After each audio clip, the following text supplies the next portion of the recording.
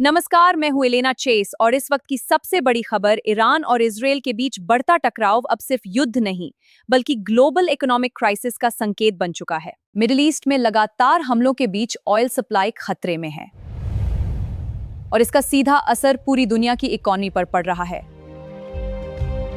America की GDP growth पर दबाव बढ़ रहा है। एक्सपर्ट्स कह रहे हैं अगर ये कॉन्फ्लिक्ट लंबा चला तो रिसेशन का खतरा रियल है। यूएस डॉलर, जो दुनिया की सबसे मजबूत करेंसी मानी जाती है, अब दबाव में दिख रही है। क्या डॉलर अपनी पकड़ खो रहा है? ऑयल प्राइसेस स्काईरॉकेटिंग क्योंकि middle east global oil supply का हार्ट है। हर मिसाइल स्ट्राइक फ्यूल प्राइसेस को और ऊपर ले जा रही है और इसका असर आम जनता पर। महंगाई बढ़ रही है, ट्रांसपोर्ट कॉस्ट बढ़ रही है और ग्लोबल मार्केट्स में अनसर्टेनिटी फैल रही है।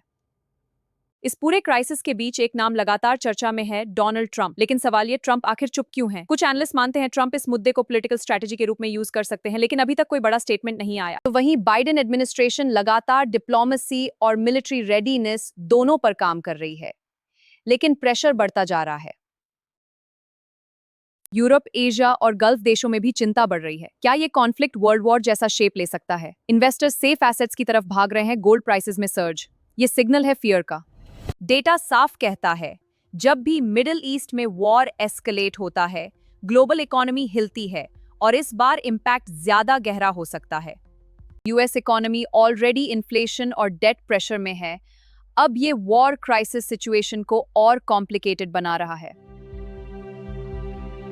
तो सवाल ये, क्या दुनिया एक नए इकोनॉमिक स्टॉर्म की तरफ बढ़ रही है और क्या अमेरिका इस बार खुद को बचा पाएगा?